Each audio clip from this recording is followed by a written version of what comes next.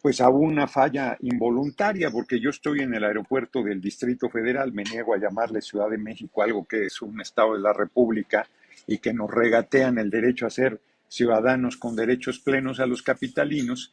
Desde antes de las 7 de la mañana, el vuelo de Viva Aerobús iba a ser a las 8 de la mañana, llegaba con mucho tiempo a Guadalajara, inclusive a desayunar y luego a llegar con ustedes, pero Viva Aerobús primero dijo que iba a salir a las 10 con retraso, luego 10:40, luego a las 11, luego a las 12, ahorita va a la 1 de la tarde, al paso que vamos va a salir a las 8 de la mañana, pero de mañana, y aquí estoy atorado.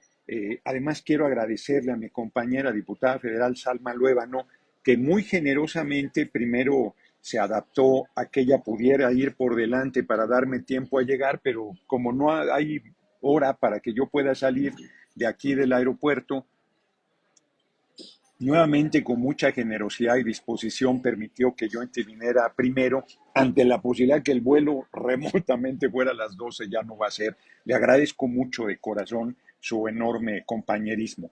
Y voy al tema sin más. A esta hora, pocos minutos antes, seguramente en paralelo, sin que tuviéramos conocimiento de que un evento así se fuera a llevar a cabo, en el lugar emblemático de la UDG, el Paraninfo, se lleva a cabo un evento en defensa del INE y entiendo que Lorenzo Córdoba está ahí, seguro llegó a tiempo porque él vuela en vuelos privados porque no abarata la democracia del país.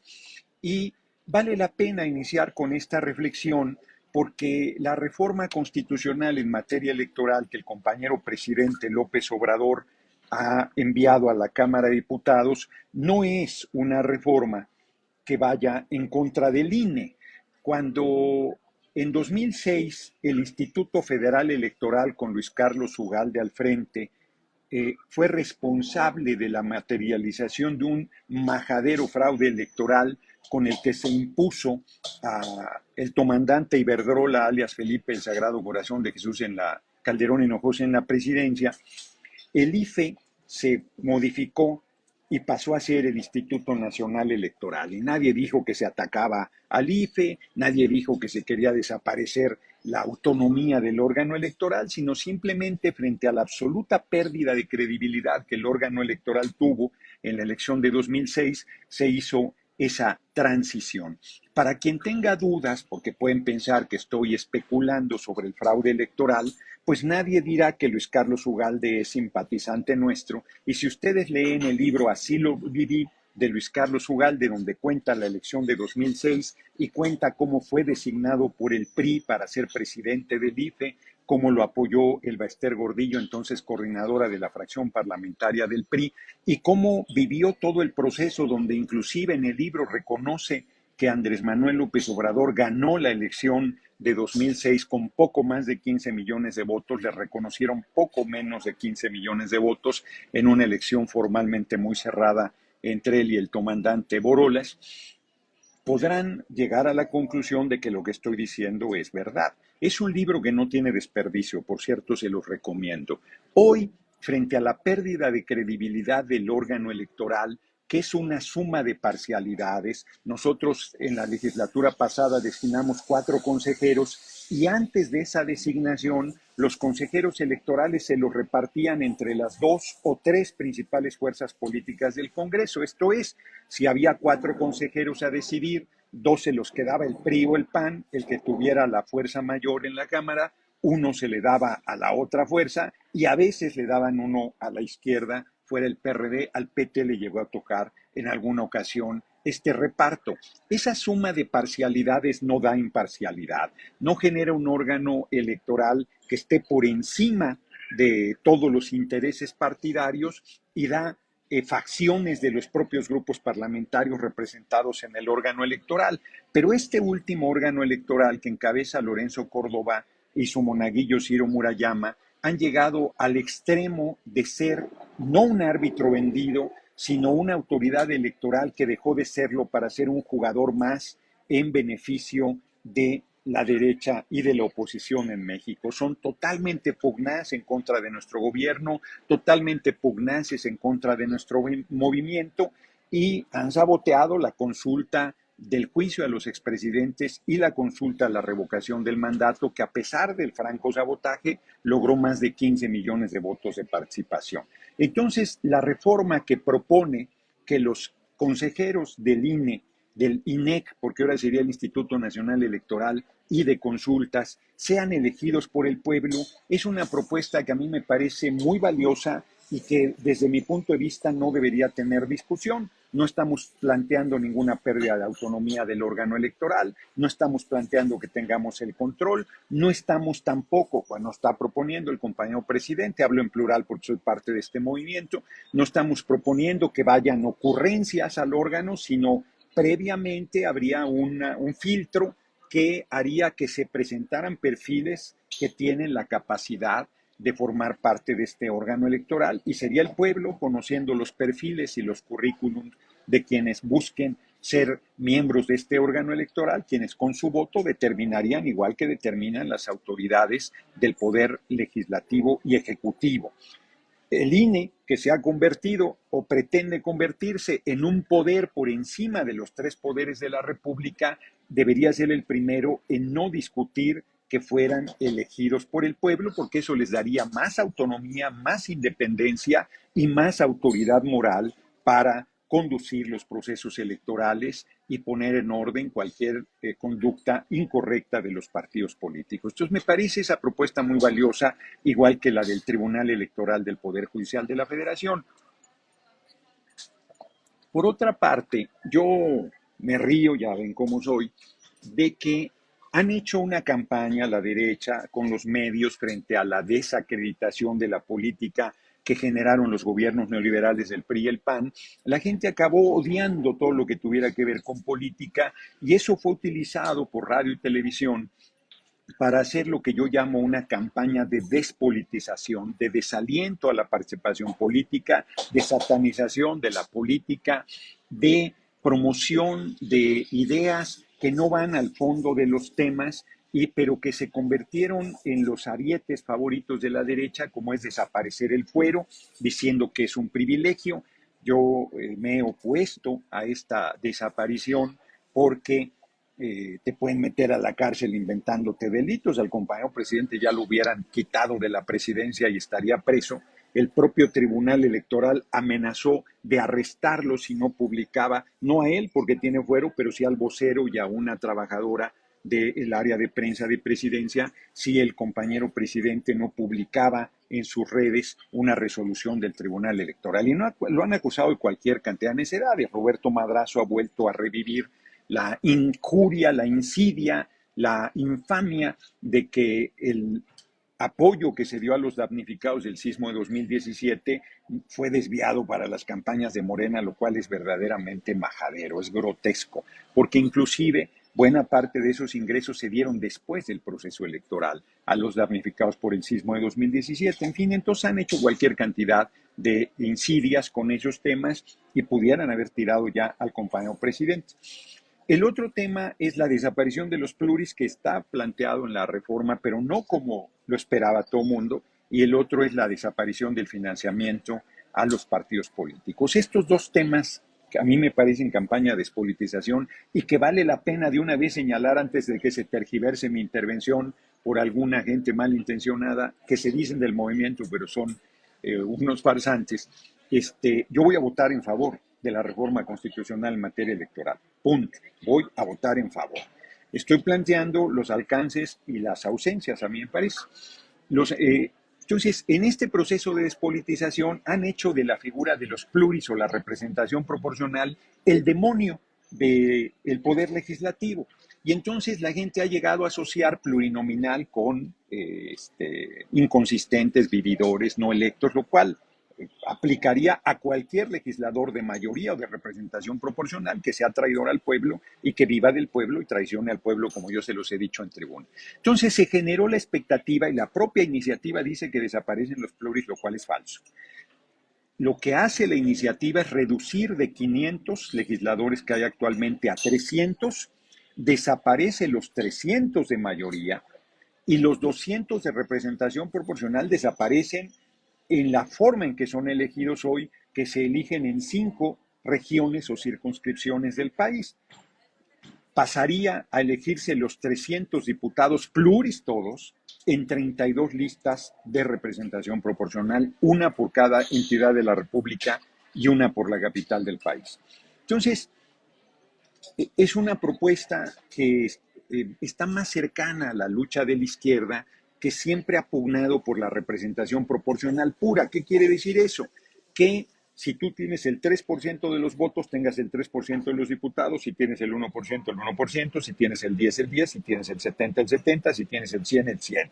Aunque la iniciativa mantiene el tema de que los partidos que no tengan 3% del electorado no tengan derecho a diputados. A mí me parece que eso no debería ser así y que deberíamos tener representación proporcional pura, no porque el PT, donde no estoy afiliado, pero se han portado muy bien conmigo y formo parte de su fracción, sea un partido modesto, sino me parece que si el electorado te da el 1%, pues eso representas. Y si te da el 80%, pues eso representas. Y no tendrías por qué desaparecer un partido si el electorado no lo desaparece. Si un partido ni siquiera tiene los votos para tener un solo diputado, pues no tendrá absolutamente nada de representación en la Cámara. Esa es la representación proporcional pura. Las 32 listas que propone el compañero presidente se acercan más a la representación proporcional pura que los 300 de mayoría y los 200 de representación proporcional que existen en este momento. Por otro lado, los diputados 300 pluris que propone la reforma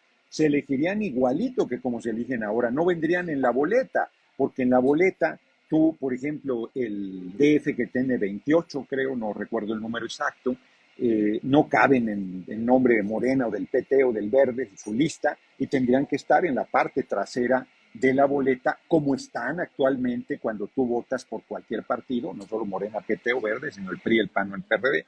Hay todavía quien comete ese voto de suicidio electoral. Atrás están los nombres de los diputados o posibles diputados de representación proporcional. La iniciativa reduce las prerrogativas de los partidos, con lo cual nosotros estamos de acuerdo. Nosotros hemos planteado inclusive una reducción del 60%, aunque me parece que el quitar el financiamiento en los tiempos no electorales es un error. Habrá que discutirlo.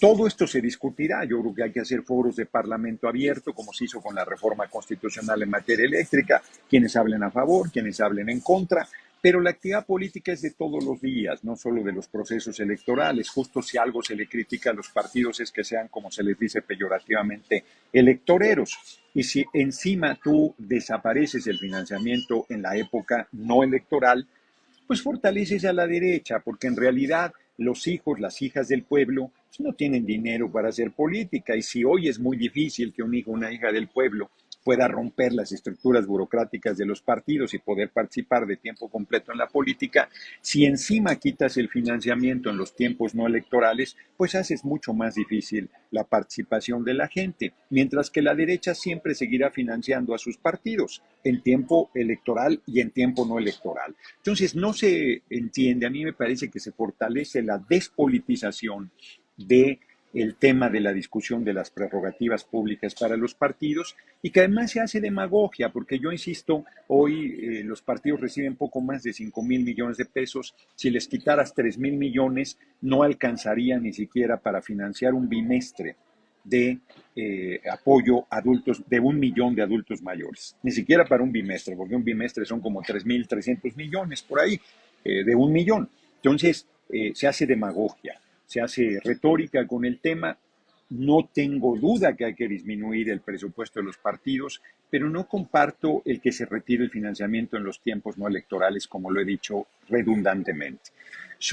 Creo que tiene una ausencia importante la iniciativa. Nos pasó en la reforma constitucional en materia eléctrica. Cuando se dieron los foros, nos dimos cuenta que no habíamos incluido el sector social. Esto es, que pudieran producir electricidad también los ejidos, las cooperativas, las comunidades, los organismos de agua, los gobiernos municipales y estatales. El alumbrado público es muy onerosa su tarifa. Entonces, el debate en los parlamentos abiertos nos dio posibilidad de ver que era necesario este tema. Así las cosas, la iniciativa presentada por el compañero presidente tiene el voto electrónico pero no considera el voto de los mexicanos en el exterior. Me parece que este es importantísimo incluirlo porque hay decenas de millones, ¿cuántos? No se sabe. Hay quien dice que 30, hay quien dice que 60, hay quien dice que 20, hay quien que menos dice 10 millones de mexicanos fundamentalmente en Estados Unidos y este es un tema que deberíamos incluir indiscutiblemente en una reforma constitucional en materia electoral. Como ustedes pueden observar, en esencia, la iniciativa es necesaria, es importante. Los grupos de la oposición habían dicho inicialmente que no la apoyarían y por lo tanto todo indicaba que no tenía posibilidades de aprobarse. Sin embargo, ayer me comentaba un compañero, Silvano Garay, que es muy conocedor del tema y que además participa en el INE en representación del PT, que ha habido acercamientos de Morena con el PRI y el PAN y que empieza a haber coincidencia en disminuir a 300 la Cámara de Diputados. Hay una disminución de la Cámara de Senadores a 64, si mal no recuerdo. La iniciativa incluye disminución de la integración de los cabildos y de los congresos locales. No sé si en esto hay coincidencia también de parte del PRI y el PAN, pero en la disminución de las prerrogativas creo que habría coincidencia. Entonces parece que se va abriendo el camino para que pueda haber la posibilidad de que se apruebe por 2/3 la reforma constitucional en materia electoral. De cualquier manera, esta será hasta septiembre. No hay convocatoria a la Junta de Coordinación Política, que es el órgano de gobierno de la Cámara de Diputados, para discutir un calendario ya de realización de los foros de Parlamento abierto, que yo creo que deben realizarse con toda intensidad y amplia participación, 3 a favor, 3 en contra, como se hizo, insisto, con la reforma constitucional en materia eléctrica. Y esto es lo que yo les comentaría sobre el tema que me fue convocado. La verdad es que yo tenía hace un rato que no voy a la UDG, tenía muchas ganas de estar ahí con todas y todos ustedes, pero Viva Aerobús decidió que lo hiciéramos a distancia. Miren, yo que soy de la escuela antigua, que prefiero el café con cafeína, los libros en el papel, las películas en el cine y el sexo presencial, ahora he tenido que hacer a distancia esta charla que no tiene el mismo impacto, que no tiene la fuerza del contacto directo con todas y todos ustedes, pero no es mi responsabilidad. Pues ahora sí que yo hice todo lo que estaba en mi mano, pero nadie está obligado a lo imposible y no tenía manera de literalmente volar a Guadalajara, porque además Viva Aerobús, termino con esto, nunca anunció pues, la prácticamente cancelación de su vuelo. Ya debería en este momento habernos puesto en vuelos de otras aerolíneas y generó condiciones de tal manera que el siguiente vuelo creo que es hacia las 3 de la tarde. Entonces ya cuando busqué yo otra posibilidad ya no existía. Les mando un abrazo y les agradezco muchísimo, particularmente a Rodrigo García, que él y Salma hayan hecho tanto esfuerzo y tanta disposición para que yo pudiera, aunque sea de manera telemática, plantear algunos puntos de vista sobre este tema de la reforma constitucional en materia electoral. Y bueno, y lamento también que dado el formato en que estoy participando, pues no puede estar con ustedes para las preguntas y comentarios que hubiese, lo cual me habría encantado participar en ello. Les mando un abrazo. De tomos, hoy a las 7:30 de la noche estaré frente a la rotonda de los jaliscienses ilustres poniendo una placa a nombre de Giovanni López, asesinado por no usar cubrebocas durante el gobierno de Alfaro, en Izhuatlán de los Membrillos, creo que se llama el pueblo. Estaré ahí a las 7:30. Yo espero que para entonces ya Viva Aerobús haya determinado que el vuelo ya se pueda abordar.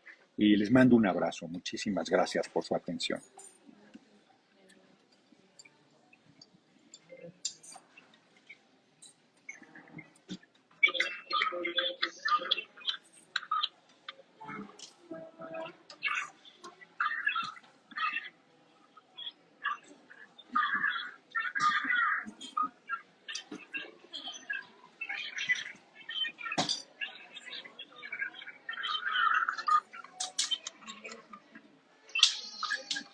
¿Qué dice?